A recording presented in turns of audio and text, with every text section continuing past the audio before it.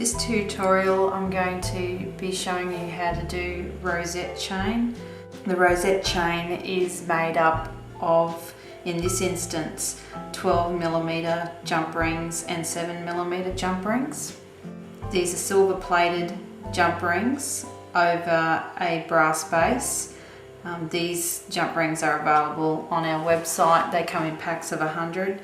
They're a great alternative to sterling silver. Basically, this chain can be used as a linkage of components in between beads for a bracelet or a necklace, or you can use it, just continue on and use it to make a whole necklace or a whole bracelet. It's quite effective and very stylish. Okay, to start our design today, as I said before, we'll be using the 12mm jump rings and also we'll be using 7mm jump rings. For the basic rosette pattern, each of these three here is a component joined by two 7mm jump rings. We'll be making these three components first. Each component is made of 4 12mm jump rings. So we need to open 3 of the jump rings and leave 1 closed. Here I have the jump rings for the first component. So I've got 1 closed 12mm jump ring and the other 3 I've opened. Hang on to the closed jump ring and just basically thread through the first open one and close it. Now I'm actually going to close this with my hands because the 12mm jump rings are quite easy to close without using the tools. It's probably the only size of jump ring that I'll do that with. Basically then you've got 2 interlocking jump rings and basically just put them together as if they were one and set it down.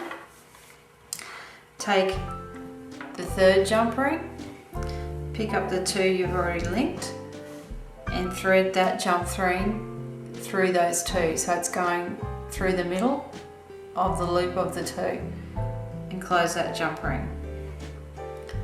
Put the 3 of them together like you're sort of stacking a deck of cards, but obviously they are overlapping.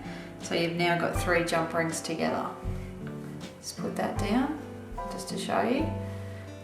Then you've got your 4th jump ring, pick up the 3 you've already made and make sure that this 4th jump ring goes through the 3 that you've just linked together. Then close that jump ring. Then put them together and what you've got then is your first rosette. It will fall apart if you're not hanging on to it, and that's what the 7mm jump rings are going to hold the components together. So that's your first rosette.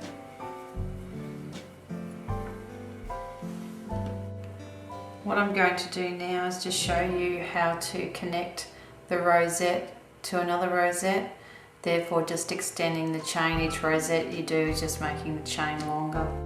Here I have 2 open 7mm jump rings. This is what I'm going to be using to connect the 2 rosettes together. The easiest way is just to pick up 1 lot of rosettes in one hand.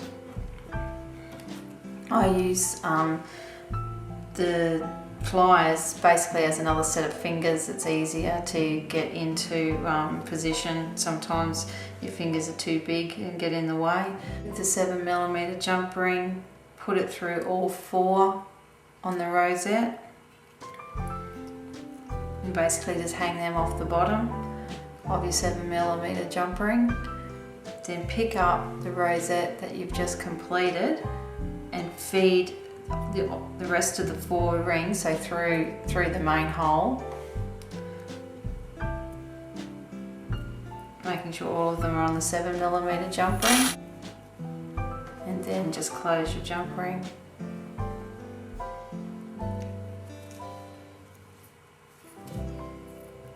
So that's what you've got there, and you'll do that again. So you've got 2 7mm jump rings holding the 2 rosettes together.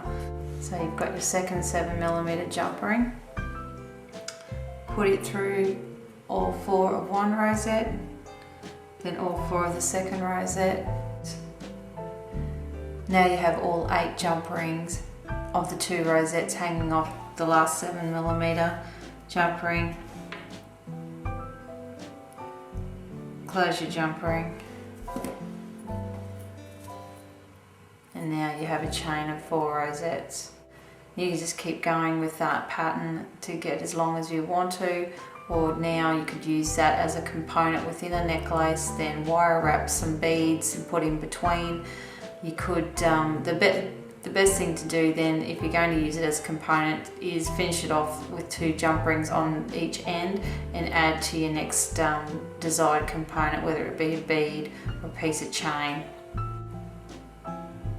That's finished rosette chain.